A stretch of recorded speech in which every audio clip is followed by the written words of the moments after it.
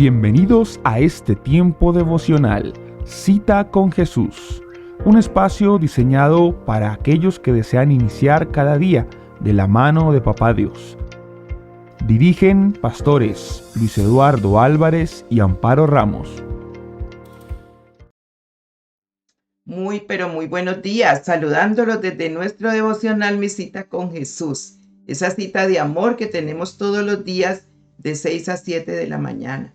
Bueno, hoy por razones de transmisión estamos con ustedes en estas horas, pero cumpliendo con nuestro deber como el Señor así nos lo quiere para cada uno de nosotros, alimentando nuestro espíritu, asimismo trayendo a nuestra mente la palabra de Dios para que nos edifique, nos instruya, nos haga personas diferentes, una mejor versión de nosotros mismos cada día con la palabra de Dios. Ese es el objetivo, que cada día nosotros le digamos al Señor, gracias porque cada día soy una mejor versión de mí mismo, gracias a tu mano poderosa, a tu amor, a todo lo que haces en mi corazón.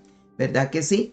Bueno, entonces vamos a orar, vamos a entregarle ese tiempo al Señor y vamos a darle gracias por un nuevo día, comenzar este día con Él. Papito de los cielos, aquí está nuestro corazón, rendido a ti, Papito Santo, buscando tu rostro, buscando tu presencia, dándote gracias por el descanso que nos has permitido tener, por la noche, Señor, que pasamos, por todos los tiempos que vivimos. Gracias, Señor. Hoy es un nuevo día, hoy comienza un nuevo día, todo es nuevo. Permíteme disfrutar este día como tú me lo das. Señor, tú eres el único que puede cambiar la mente, Señor, la mentalidad, las cosas que tenemos que no te agradan, para vivir de acuerdo a tu palabra, a las cosas que tú hablas que son verdad, y esa verdad la podamos atesorar en nuestro corazón. Espíritu Santo, y déjanos oír tu voz como tú quieres, Señor. Apaga las otras voces que no nos llevan a ningún destino, a ningún camino. Solamente tú eres el camino, la verdad y la vida. Por eso pongo delante de ti este tiempo y te doy gracias por todos aquellos que ya están oyendo tu palabra, que ya se conectan a buscarte a ti, Señor, conectados con el cielo para buscar ese momento especial de estar contigo. Bendecimos la vida de todas las personas en Maryland, en Virginia, en Puerto Rico, en Colombia, en Perú, en el Ecuador, en España, en Filadelfia, en West Palm Beach, en Cuba, Señor. Gracias por cada lugar, en Georgia. Gracias, Espíritu Santo, por Guatemala. Gracias, Espíritu Santo, por cada rincón en México. Gracias, Espíritu Santo, por cada rincón en Brasil. Gracias, Espíritu Santo, porque para siempre será tu misericordia, tu amor, tu presencia con nosotros. En este instante, Señor, entregamos este tiempo a ti. Te pedimos la dirección y la guía de tu Santo Espíritu. En Cristo Jesús. Amén.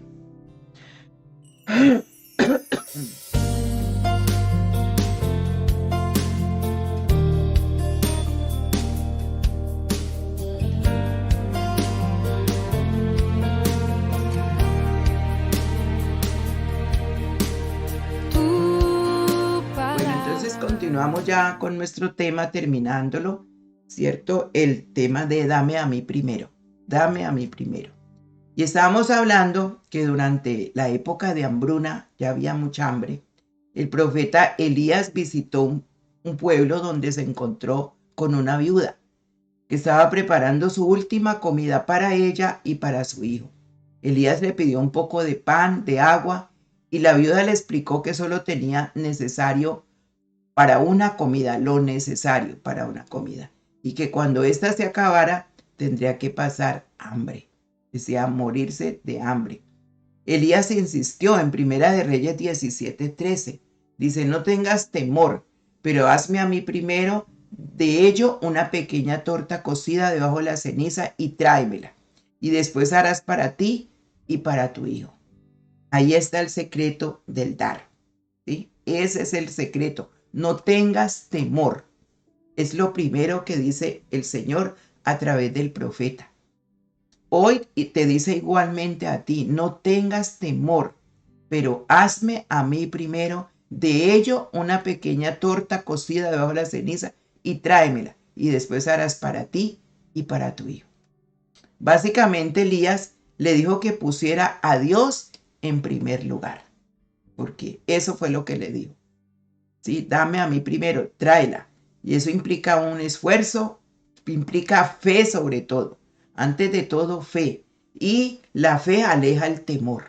Cuando yo tengo fe en la palabra de Dios, en lo que me está diciendo el profeta, en lo que me está sugiriendo Dios a través del profeta, el temor se va, porque comienza a vivir ya la persona por fe.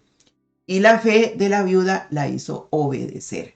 Puso a Dios en primer lugar y alimentó al profeta. Le dio a Dios primero. ¿Ve? Y luego vino el milagro. Ya ahí en el versículo 15 y 16 dice, y comió él y ella y su casa muchos días, y la harina de la tinaja no escaseó, ni el aceite de la vasija menguó. Qué importante, porque esto, además de ser comida física, representa también lo espiritual. Cuando habla de la harina de la tinaja, que no escaseó, ni el aceite, la harina representa de la tinaja con que se hace ese pan. El pan representa al mismo Jesucristo. Yo soy el pan de vida que descendió del cielo. El mismo Jesucristo habla de yo soy ese pan de vida que descendió del cielo. Y el aceite es el símbolo de la unción del Espíritu Santo. Entonces no solamente se alimentó físicamente, sino que espiritualmente una dimensión muy grande de estar allí presente el Señor. Ungió la vida de esta mujer, de su hijo, de su hogar. Entonces, qué importante, porque cuando nosotros damos físicamente, se abre todo lo espiritual. Por eso muchas personas que no entienden esto, cierran las puertas al reino espiritual. Cuando tú no entiendes que hay un proceso, ¿cierto?, en la obediencia y en la fe, entonces el mundo espiritual se cierra para aquellas personas que les duele sacar algo y darle al dárselo en representación, porque tú lo das tú. Las personas decían, pero bueno, ¿cómo que a Dios, y Dios no recibe el dinero? Pero mire, aquí estamos viendo, el profeta recibió la instrucción del Señor para él comer y también traerle bendición a la viuda. ¿Ve? Y ese dame a mí primero es dele a Dios lo primero para Dios. Y ahí se van ahora un mundo espiritual y un mundo físico que se conjuga para ver milagros en su vida. Entonces, vemos aquí cuánto la obediencia trae bendición. Por eso oración más acción igual bendición. Entonces, ¿para quién es lo primero en su vida? Si santificamos lo primero, la masa restante queda santificada. ¿Sí? Dice Romanos 11, 16. Si alguien le ofrece a Dios el primer pan que hornea, en realidad le está ofreciendo toda la masa con que hizo el pan. Si a Dios se le ofrecen las raíces de un árbol, entonces también las ramas del árbol le pertenecen. Mire qué precioso Romanos 11, 16. ¿Ve? Entonces, si las primicias son santas, toda la masa restante también lo es. Si la raíz es santa, también la rama y el fruto lo es. Por eso santificamos los primeros días. Por eso siempre estamos hablando de la acción de gracias al terminar un mes y comenzar el otro. Entonces, no solo el dinero es lo que se refiere cuando hay este compromiso con el Señor. No solo es que das dinero y punto, no, das de tu tiempo, das el corazón, el alma, la mente, la voluntad, en otras palabras, todo para el Señor, porque nos comenzamos consagrando a Él en todo lo que corresponde. ¿Ve? Entonces, cuando entendemos con mente ya de Cristo, con la mente de Cristo, ya no actuamos en la carne, ya el miedo se va. Mire, había alguien que entendía bien el concepto de dar y eran los macedonios. Los macedonios los pone el Señor a través de Pablo como ejemplo. En 2 Corintios 8, del 1 al 15, vemos esta porción bíblica que nos habla cómo ellos entendían bien ese concepto, porque su mente se había abierto a lo que Dios quería. Dice, hermanos míos, queremos contarles cómo Dios ha mostrado su amor y su bondad a las iglesias de la región de Macedonia. Estas iglesias han pasado por muchas dificultades, pero están muy felices. Son muy pobres, pero han dado ofrendas como si fueran ricas. Les aseguro que dieron todo lo que podían y aún más de lo que podían.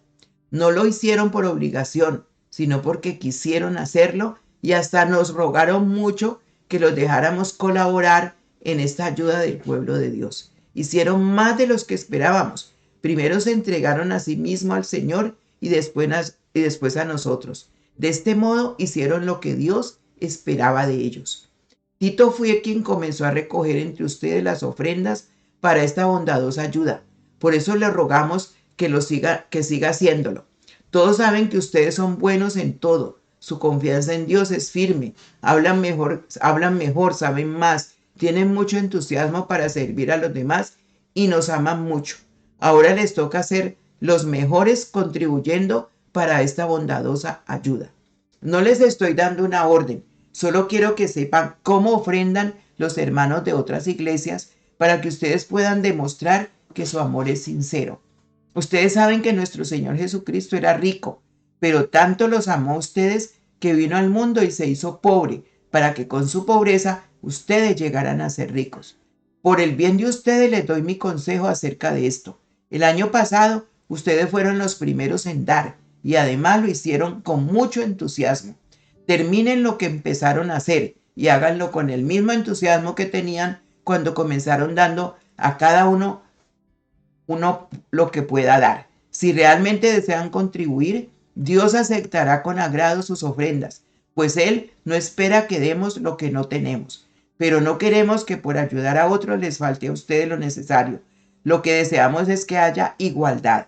Ahora ustedes tienen mucho y deben ayudar a los que tienen poco, pues puede ser que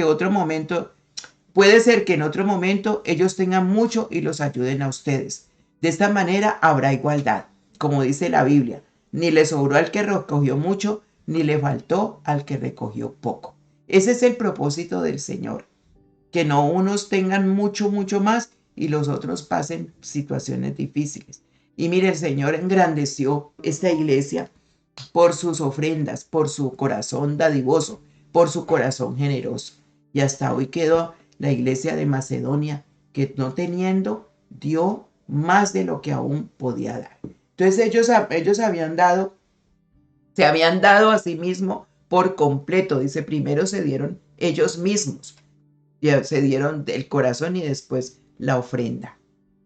Ahí también es donde está la parte importante, ¿cierto? De esta regla del dar.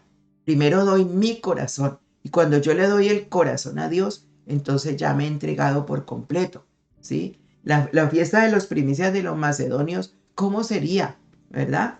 Le rogaban al apóstol que los dejara participar. Dicen que en África llegó un misionero a predicar a una tribu de indígenas y él le enseñaba acerca de las ofrendas. Y al empezar a recoger las ofrendas en una canasta, cuando de repente se metió una negrita a la canasta.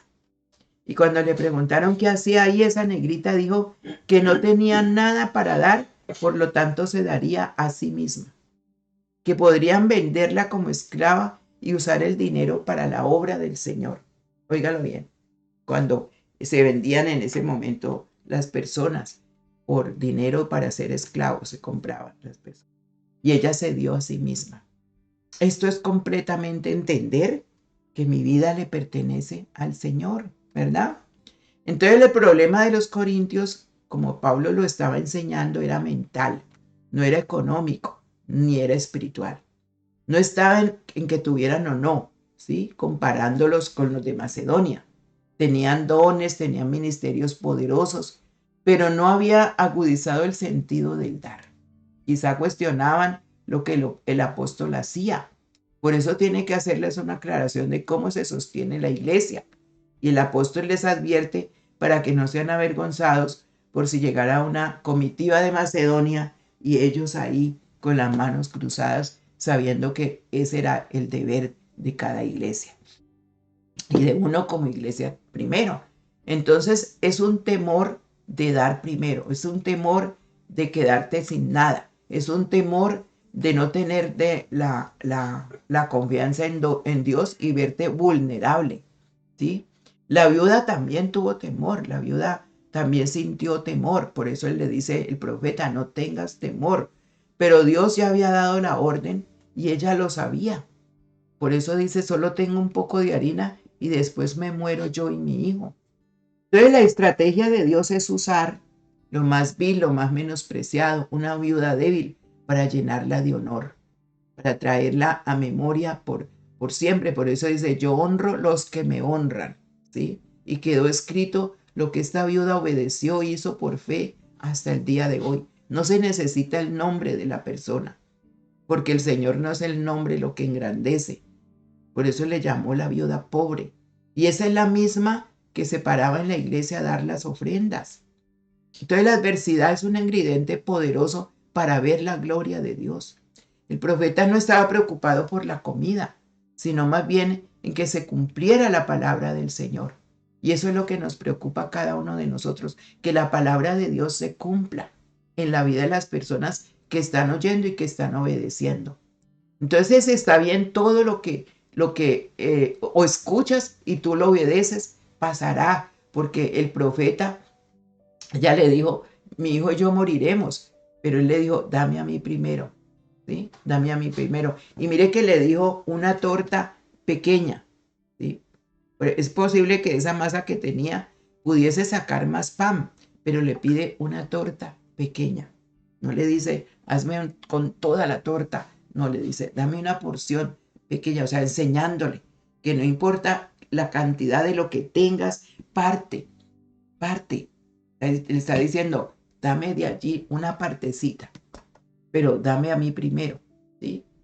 Entonces, la Biblia dice que ella sabría que el profeta llegaría para que ella lo sustentara. Entonces, la viuda representa a la iglesia, que sustenta al profeta. Si sembramos lo espiritual, es poco que cosechemos lo material, decía Pablo. ¿Eh? No es posible que usted se nutra espiritualmente de esta casa, de este momento, y no piense que hay obligaciones que cumplir. Quizá haya muchas personas allá afuera que están en condiciones similares y que usted diga, pero ¿cómo le voy a estar loco? ¿Cómo le voy a dar a Dios primero? Si yo tengo más necesidad, ¿cómo se le ocurre? Pero ¿sabe qué dijo Jesús? Que había muchas viudas en Sarepta, pero solo una fue escogida, y esa fue la iglesia. Solo una. Entonces, no seremos avergonzados en tiempos difíciles, porque eso fue escogido por el Señor. La viuda no sabía que su hijo iba a morir, pero Elías lo iba a resucitar, ¿sí? No estamos diciendo que en su familia vaya a morir alguien, no. Pero hay situaciones en la vida que solo honrando a Dios serán prosperadas y van a resucitar. Hay cosas que en su vida pueden haber muerto, ¿sí? En su vida pueden haber muerto porque usted tuvo negligencia con el Señor, siendo la iglesia de Cristo. Porque el Señor aquí le está hablando específicamente a la iglesia. La viuda representa a la iglesia de Cristo. ¿Ve? Entonces, su hijo tenía que morir para resucitar. Pero nosotros tenemos que aprender a que el Señor resucite en nuestra vida nuestros sueños, nuestros anhelos, nuestro compromiso con Él. Él resucitará muchas cosas que se hayan muerto en la vida de una persona, en la vida de nuestros hijos. ¿Cuántas personas con dinero no pueden comprar lo que de verdad se necesita en una familia? Entonces, primero yo, siempre yo. Por eso los israelitas olvidaron quién les dio todo. Porque siempre cuando primero yo, segundo yo, tercero yo, siempre yo, el egoísmo. Y nos volvemos ególatras, somos primero yo, segundo. Y los israelitas le pasó eso. En Deuteronomio 8, 17 y 18 dice, no se te ocurra pensar, esta riqueza es fruto de mi poder y de la fuerza de mis manos. Recuerda al Señor tu Dios, porque Él es el quien te da el poder para producir esa riqueza. Así ha confirmado que hay un pacto, así ha confirmado hoy su pacto que ha juramentado e hizo con tus antepasados un pacto de bendición completa para ti y para mí. Pero dice, no se te ocurra decir que el fruto de poder y la fuerza de tus manos hicieron la riqueza. No se te ocurra, dice. ¿Sí? Recuerda que el Señor tu Dios, recuérdalo a Él y Él es el que te da el poder para producir esa riqueza. Entonces, cuando a ti se te olvide y digas en tu corazón, mi poder y mis manos me han traído esta bendición, ahí quedaste mal. ¿Ve? Porque por eso hemos dedicado todas estas cosas al Señor. No soy primero yo, segundo yo, no. Primero el Señor. Recordar de dónde viene todo eso. Y la viuda entendía la importancia de dar en el templo.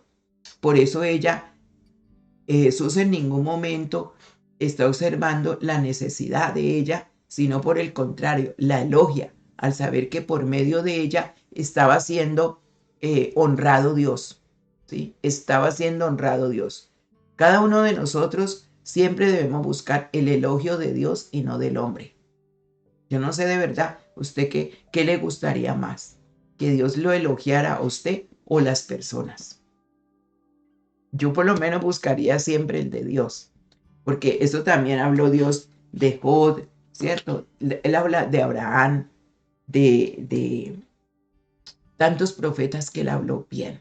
No hay uno como este, ¿sí? De Juan el Bautista, no hay uno como este. Entonces, qué rico que nosotros estemos en la boca del Señor por lo que hacemos y creemos. Entonces ella pudo haberse quedado, pero el elogio de Dios creyó y no le faltó. Ella se hubiera quedado, bueno, solamente llevo las ofrendas y me quedo con ese elogio. Y no le faltaría nada. Pero a Jesús, Jesús fue el que alabó a esta viuda. A Jesús no lo alaba a los que dieron mucho de lo que les sobra, no, sino lo que realmente es importante es la intención de dar. No importa cuánto das, sino con cuánto te quedas tú. ¿Sí? No importa cuánto das. Entonces él mostró con su actitud una confianza a Dios y a su causa para la iglesia. Esa es la forma del Señor, meternos en el dar. Jesús y sus discípulos entendían lo que era sostener el templo. Él fue el primero en entenderlo y enseñarle a los discípulos. En Mateo 17, 24 al 27, habla del impuesto del templo. Dice, cuando Jesús y sus discípulos llegaron a Capernaum, los que cobraban el impuesto del templo se acercaron a Pedro y le preguntaron, ¿su maestro no paga el impuesto del templo? Sí lo paga, respondió Pedro. Al entrar Pedro en la casa se adelantó Jesús a preguntarle, ¿tú qué opinas, Simón? Los reyes de la tierra, a quienes cobran tributos e impuestos, ¿a quienes cobran tributos o impuestos? ¿A los suyos o a los demás? A los demás, contestó Pedro. Entonces los suyos están exentos, dijo Jesús. Pero para no escandalizar a esta gente, vete al lago y echa el anzuelo. Saca el primer pez que pique, ábrele la boca y encontrarás una moneda. Tómala y dásela a ellos por mi impuesto y por el tuyo. Los milagros del Señor, ¿no? Tan tremendo. ¿Ustedes creen? Pedro obedeció. Ustedes siguen leyendo. Ese pasaje es uno de los milagros más extraños, pero que fue algo que sorprendió a Pedro. Yo creo que Pedro, imagínate, siendo un pescador como era él, de peces como lo hacía, y le dice el Señor de esta manera, ve que necesitamos pagarlo, y el dinero sale de un pez. ¡Qué enseñanza tan tremenda! Pedro no razonó. Donde Pedro hubiera razonado, el Señor está loco. ¿Cómo voy a hacer? Uy, qué oso, yo irá ¿cómo voy a saber cuál pez es? ¿Cómo voy a saber qué pez es el que tiene la moneda? Él no sabía, pero Jesús sí. El primer pez que pique, dice. El Señor ya le había dado la orden. Ahí vemos a un Dios que controla la naturaleza, los animales, que hace como quiere para darnos a nosotros el dinero. Mire, a Elías lo estaba alimentando por un cuervo. Qué tremendo. Y a Pedro le hace mirar que saque la moneda de un pez. Por eso el dinero viene de cualquier parte de la mano de Dios. Nosotros a veces pensamos que es por este negocio, que es por esto que hacemos. El Señor es el que hace prosperar nuestro camino y pagar lo que debemos. Y ahí es donde dice a Dios lo que es de Dios y al César lo que es del César. Y Él se encarga de nosotros. ¿Usted cree que Pedro, un pescador como era él, qué diría cuando vio semejante milagro? No tenían, no habían, ¿cómo vamos a pagar los impuestos? No le dijeron, vaya, dígale a Judas que tiene el dinero. No, el Señor es dueño de todo. Paga lo tuyo y el mío. Tan bello, ¿cierto? Qué enseñanza. Y hay muchas más enseñanzas aquí en cuestión del dinero, del pago, de las cosas que tenemos, los deberes que tenemos. Hay muchas más enseñanzas que nos pudiéramos quedar aquí. Pero el Señor lo que nos quiere dar a entender es que todas las cosas se sostienen en orden, todo es un orden. Entonces era obligatorio en Israel el impuesto del templo y ellos no cuestionaron el impuesto. Jesús mismo se anticipó a aclarar lo del impuesto. La mentalidad es que era para el sostenimiento del templo, el aceite, el incienso, el vino, las vestiduras sacerdotales, suministros como animales, harina, todo eso. ¿Ve? Por eso dice, al César lo que es del César, a Dios lo que es de Dios. Porque hay siempre, y esa es la manera que el Señor ha hecho todo en el mundo espiritual y en el mundo físico, que se manejen las cosas. Entonces, a mí por lo menos me desafía esta palabra, ya que todo este tiempo atrás he sido una sierva del Señor, y mi esposo y yo hemos sido siervos del Señor, y hemos visto tantos milagros que Él hace, tantos y tantos, y eso mismo nos lleva a decirles a ustedes que Dios es un Dios de verdad, un Dios que sí conoce nuestras necesidades y las suple, pero Él quiere que igual como lo hacía Pablo, predicando en las iglesias, enseñándole a la gente, ustedes también vivan esos milagros por la fe. En Ageo 1, 14 y 15 dice, y el Señor despertó el espíritu de Zorobabel, hijo de Salatiel, gobernador de Judá, y el espíritu del sumo sacerdote Josué, hijo de Josahad, y el espíritu de todo el remanente del pueblo. Así que vinieron y comenzaron la obra en la casa del Señor de los ejércitos, su Dios, el día 24 del mes sexto del año segundo del rey Darío. ¿Quién despertó ese espíritu? El Señor. Ese espíritu de estos hombres para todo el remanente del pueblo, y comenzaron la obra en la casa del Señor. Mira, es necesario que Dios nos despierte este espíritu para que nosotros sepamos que hay una obra en la casa del Señor que que siempre va a estar allí para construirse, para continuar, para hacerse, y que no se puede parar. ¿Ve? Y comenzaron, dice.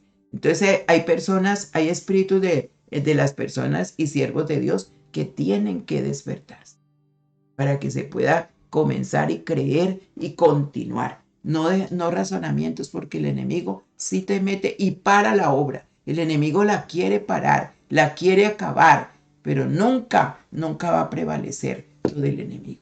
Entonces, poner a Dios en primer lugar significa que nos esforzamos por seguir los pasos de Jesús. Primera de Pedro 2:21 lo dice. La vida de Jesús se caracterizó por la sumisión total a la voluntad del Padre, al servicio a los demás y a la oración. Esa fue la vida de Jesús, ¿sí? La sumisión total a la voluntad del Padre, al servicio a los demás y a la oración. En el huerto, ante una agonía impensable, Jesús oró, no se haga mi voluntad, sino la tuya. Lucas 22:42. Eso es poner a Dios en primer lugar. Las palabras, las acciones y la doctrina de Jesús provenían del Padre. Él siempre estuvo presente, todo con el Padre. Jesús glorificó al Padre en cada detalle de su vida y cumplió todo lo que se le envió a hacer. Juan 17:4. Y Jesús nos enseñó a buscar el reino de Dios sobre todas las cosas. El reino de Dios y su justicia. Mateo 6:33. Buscad primeramente el reino de Dios y su justicia, y todo lo demás vendrá por añadidura. Entonces debemos de buscar a Dios por encima de todas las cosas que hay en el mundo. Debemos de buscar la salvación que es inherente al reino de Dios, considerándola la más valiosa de todas las riquezas del mundo juntas. la salvación. Por eso compartimos estos mensajes para que la persona que los escucha piense, necesitamos todos de un Dios. No necesitamos la riqueza ni el dinero. Las riquezas vienen por añadidura. El dinero igualmente. Necesitamos la salvación. Por eso busquemos a Dios antes que todo, ¿sí? Y la promesa está asociada al mandato, que si ponemos al Señor en primer lugar, Él nos dará todo lo que necesitamos, todo, las añadiduras, todas aquellas cosas que necesitamos. Por eso cuando cuando el pueblo, se olvidó de Dios, vino una gran afrenta. Después de ellos haber experimentado esa bendición y conquista, ahora viven un gran mal y una gran afrenta, ¿sí? Caminaron bajo cielos de hierro y de bronce, suelo de bronce, problemas de mentalidad, porque después de haber vivido en una ciudad gloriosa, ahora estaba destruida y sin muros, estaban desprotegidos y sin fe. Después de tener ahora, ya no tenían nada. Saben que han olvidado a Dios y reflexionan. Por eso todos tenemos que reflexionar cuando las cosas no nos están saliendo con la bendición de Dios como nosotros anhelamos, pensar qué es lo que está sucediendo.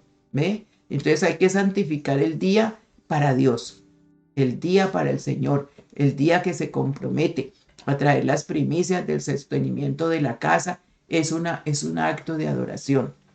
Por eso hay que hacerlo con adoración. Dios es el mejor ejemplo en dar. Él nos amó primero, dio a su Hijo por cada uno de nosotros, ¿sí? Entonces, como salvación, Dios nos dio la primicia. Resucitó a su Hijo como primicia. Jesucristo se dio como el pago de todo. Entonces, las primicias no es la religión que se hace, es honra. Todas las cosas vienen de Dios, hay que reconocer su bondad. Él es el que me da las fuerzas para hacer las riquezas, me da la sabiduría. Por eso es necesario meditar, y Él da pan al que come y semilla al que siembra. Óigalo bien. 2 Corintios 9:10. Dice, Dios da semilla al que siembra y pan al que nos alimenta. Así que también les dará a ustedes todo lo necesario y hará que tengan cada vez más para que puedan ayudar a otros. 2 Corintios 9:10, nunca lo olvide. ¿Sí? ¿Qué te gustaría? ¿Que siempre te diera pan? Porque los israelitas comieron pan en el desierto. Y esa es la clase de mentalidad que usted quiere, que siempre lo sostenga con pan.